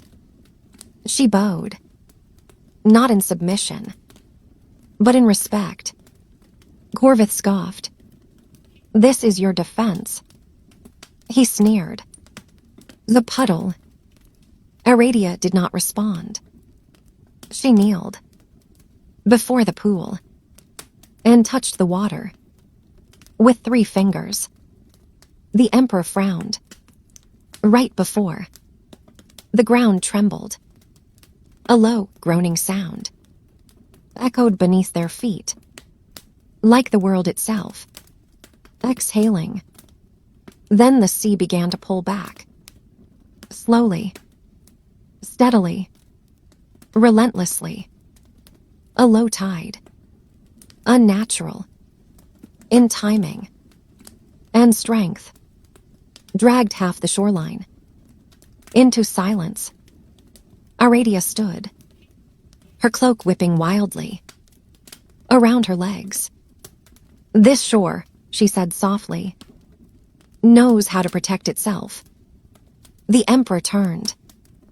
All 9 of his massive warships were stuck, anchored too close to land, now stranded in low water, too shallow to move. His soldiers panicked. Oars snapped. Orders were screamed. But the sea had already made its choice. Aradia stepped closer. You cannot conquer a people, she said, who survive storms. Every winter, Corvith's rage broke. His pride cracked. His empire's might meant nothing against nature's quiet refusal. He retreated, defeated by a tide and a woman who understood its rhythm. Aradia ruled for decades. She rebuilt boats. She taught children the language of waves. She stood on cliffs during storms, feeling the world hum beneath her feet. When she died, the sea rose unusually high, not in destruction, but in mourning. The tide curled gently against the cliffs, as if touching her home, one last time. And every year, on the night of the greatest storm, the people of the coast light lanterns and place them on the waves. The lanterns drift between the cliffs like floating stars until they vanish into the open sea. Sailors call it the night the sea remembers, because the ocean, fierce and unforgiving, never forgot the queen who refused to fear it. Before Aradia bent the tide, before Neera's silence healed her people, before Marith stitched a land with shared planks, and Althea lit the darkness, and Veloria revealed the truth in mirrored light. Long, long before all these women lived, there ruled a queen whose kingdom was built not on earth, not on sea, not on bridges or orchards or archives, but on stars.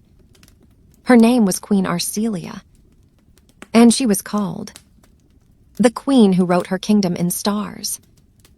Her realm had no walls, no towering keeps, no marble halls or iron gates. It existed high in the mountains, so high, the clouds drifted below like slow rivers. There, the night sky was not a ceiling. It was a companion, so close, you could almost touch it, if you stretched your hand far enough.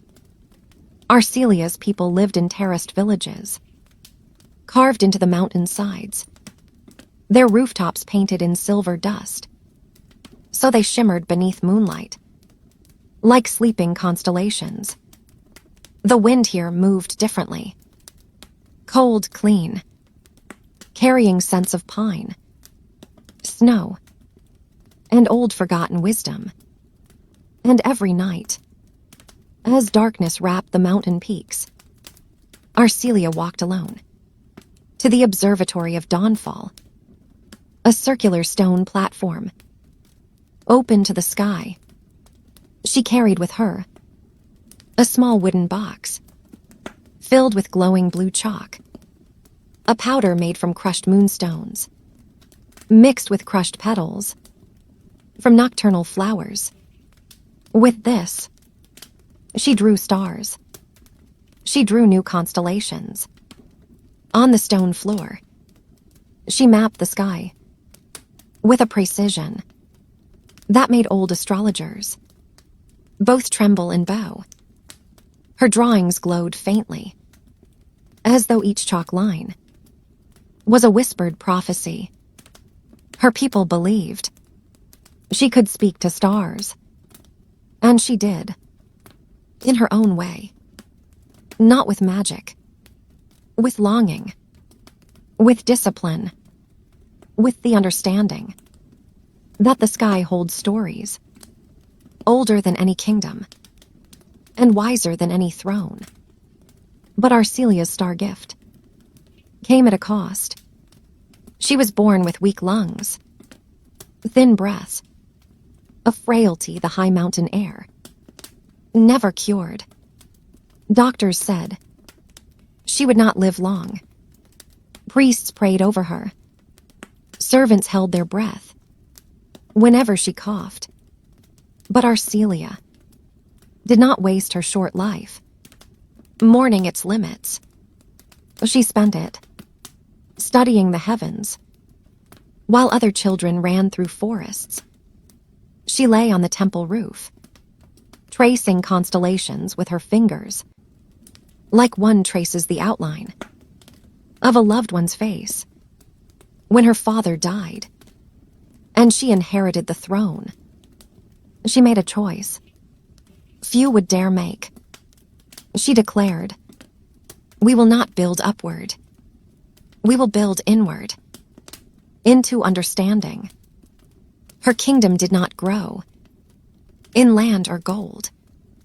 It grew in knowledge. Her people learned to read sky patterns, to predict weather, harvest cycles, migration paths of animals, and avalanche seasons that once killed dozens each winter.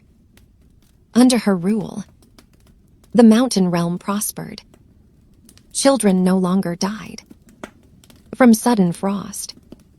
Villagers slept warm, knowing storms would never surprise them. Travelers climbed safely because Arcelia mapped every hidden cliff, every lurking danger in snow. But not everyone valued this gentleness.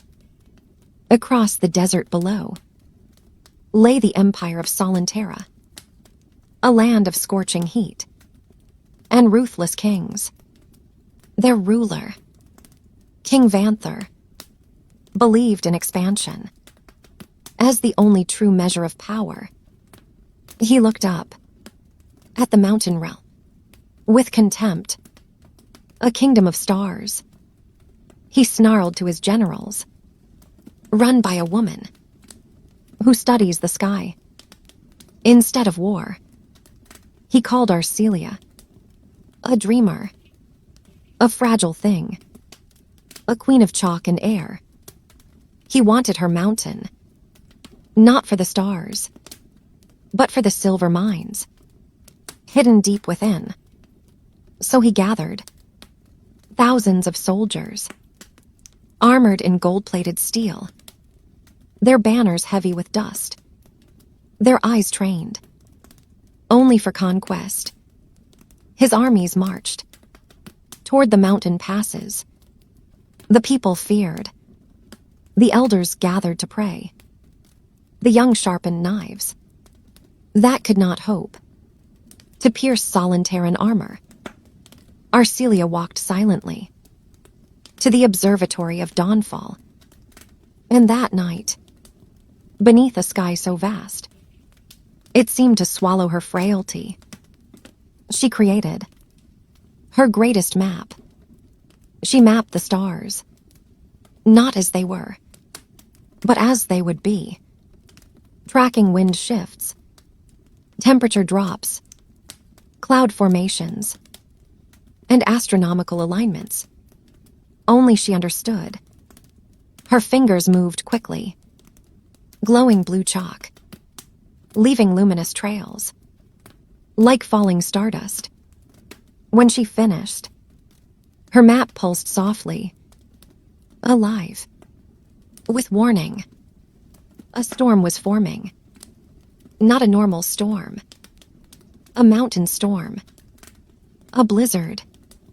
So powerful that even the toughest warriors would be buried alive. In minutes, it would strike the mountain pass exactly at dawn. Her council begged her to close the gates, hide, let the storm destroy their enemies. But Arcelia shook her head. "We do not kill," she wrote on a slate board. She rarely spoke aloud. To save her breath, we guide. And so, she made a plan that no ordinary queen would ever envision. Before dawn, the Solentaran army began climbing the narrow pass. They laughed at the thin mountain air, at the villagers, at the idea that a soft-spoken queen could stop them. Then the wind changed. Vast, sharp, merciless. Snow began falling in thick, heavy sheets. Visibility dropped to almost nothing. Panic rippled through the ranks. Men screamed, lost their footing, slipped on ice. They could not see. The storm roared, devouring sound and sight. Just when the army was about to be buried alive, a faint glow appeared. Soft, blue, moving. They followed it, not because they trusted it, but because every other direction was death. The light led them down a narrow curve, away from the cliffs, along a safe path no outsider had ever known. Step by step, the entire Solentaran army descended the mountain without losing a single life. When the snow cleared, they found themselves back at the foothills, alive, shaken, and staring at the queen who had saved them. Arcelia stood alone, a lantern glowing blue in her trembling hands. Not triumphant, not afraid, simply steady. King Vanther rode forward, his armor dusted with snow, his pride shattered. "Why?" he demanded. "You could have let the storm kill us." Arcelia wrote slowly on her slate, "A ruler does not choose who lives or dies. A ruler chooses how." The king stared at her, at the thin woman, whose breath came shallow, whose hands quivered, yet whose courage shamed every war he had ever fought. For the first time in his life, Vanther bowed. He signed a treaty that lasted centuries, and Arcelia returned to her mountain and her stars. She died young, as the doctors predicted, but not before mapping every constellation that still bears her name, not before teaching her people that knowledge protects in ways swords never can, not before saving a kingdom with nothing but a chalk map and a sky that trusted her. When she died, her people carried her body to the observatory of dawnfall.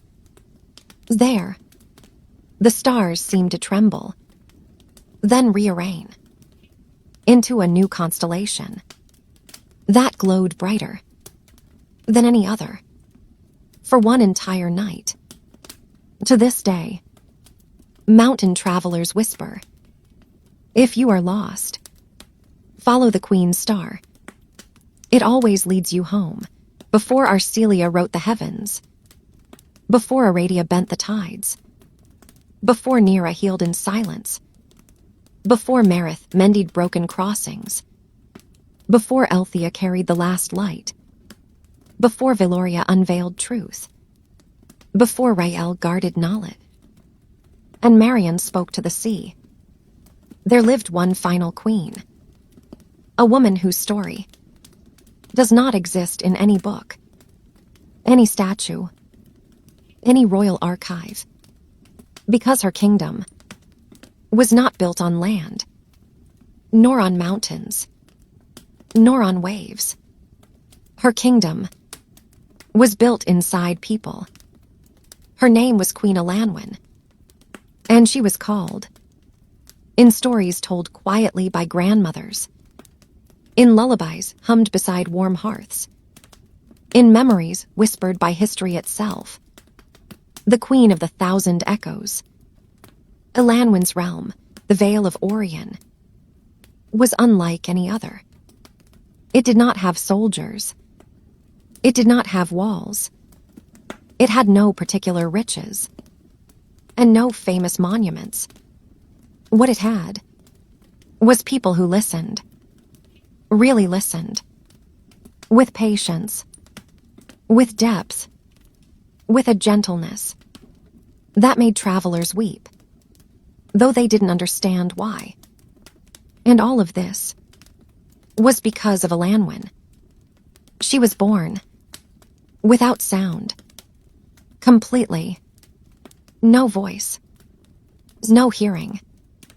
Her mother realized it the day she tried to calm the infant with soft lullabies and saw no chain in her daughter's eyes, only an open calmness, a soft curiosity, as though the child were studying her heartbeat instead of her words. Priests panicked. Scholars declared omens. Advisors begged the king to hide this imperfection from the world.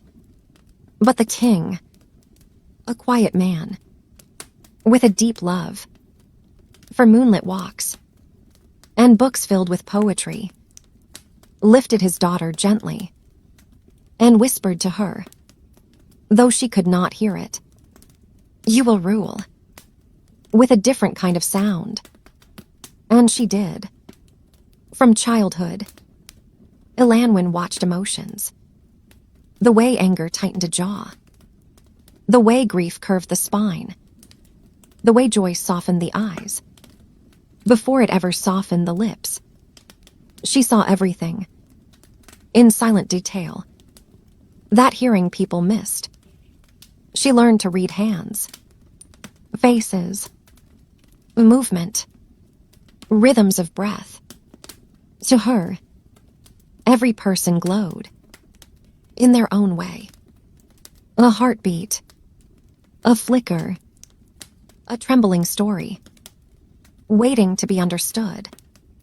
And when she became queen, she used this vision to shape her kingdom into the gentlest place the world had ever seen. In Orion, disputes were not settled with shouting, or punishment, or pride.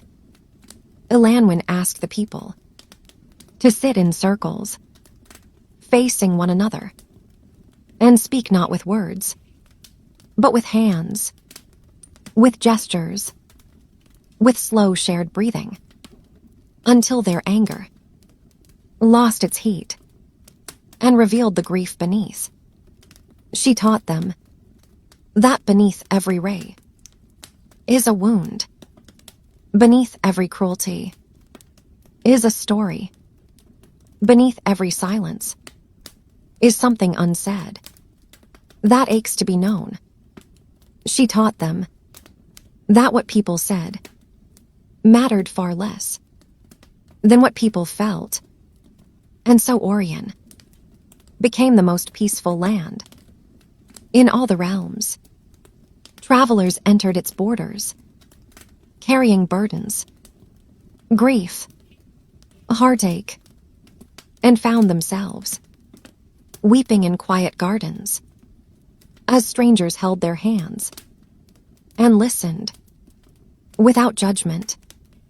Orion became a kingdom of healing before healing was something people knew how to name. But peace, as always, invites envy. The neighboring kingdom of Ravarin, ruled by King Haller, a man who believed force was the only true language, considered Orion's softness a weakness. He scoffed at their lack of soldiers. He mocked their silent queen. He dismissed their gentle ways. And finally, he decided to conquer them. His generals promised a victory in a single day. After all, how could a land without armies defend itself? But Elanwen did not prepare for war. She prepared for truth. She walked to the highest balcony of her palace, where the night sky hung low and full. Below her, Orion slept in the glow of gentle lanterns and moon-washed rooftops. She placed her hands over her heart, closed her eyes, and began to breathe. Slow, deep, steady. Her people, trained from childhood to read the queen's gestures, saw her, and they followed, one by one. Lanterns dimmed, voices quieted, breath slowed. Soon, the entire kingdom was sitting in silence, not out of fear, but in unity. A kingdom, breathing as one heartbeat. When the Ravarin army entered, the next morning, they expected chaos. They expected to find villagers screaming, hiding, running. Instead, they found a kingdom, sitting peacefully, in perfect, unbroken stillness. Tens of thousands of people, in calm rows, eyes soft, hands still, breathing together, as though the air were a sacred thread, connecting every life. Haller rode forward, furious and confused. "Why do you sit?" he shouted. "Stand and fight. Defend yourselves." Elanwen did not speak. She could not. Instead, she walked to the center of her people and raised her hands, signing slowly, gracefully, with movements so poetic they seemed to paint the air. Her people signed back, hundreds of hands, moving at once, echoing her gestures, until the entire valley was filled with a shimmering language of unity. Haller stared, bewildered. What are they saying?" he demanded. An old Orion interpreter stepped forward. His voice cracked as he translated. "They say that they cannot be conquered because they do not fear dying. They fear losing their gentleness. Haller scoffed, but something in his face crumbled. Elanwen stepped closer, placing one hand over her own heart and the other over his. A gesture so intimate, so disarming, that even his guards looked away. Then she signed 2 words. Slowly, deliberately. "You're hurting." The interpreter translated. Haller froze. His lips trembled. His eyes filled. Before he could turn away. Because he knew. She was right. He had been hurt. All his life. Betrayed. Hunted. Raised under cruelty. And he had turned. That hurt outward. Until he no longer recognized where the pain ended and where he began. Elanwen did not shame him. She simply looked with the compassion of someone who saw the wound behind the armor. And for the first time in his rule, King Haller broke. He fell to his knees in front of a queen who could not speak, yet understood him better than anyone ever had. His army lowered their weapons. Some dropped them into the grass, as though relieved to finally let go. A war was undone by silence, by presence, by understanding.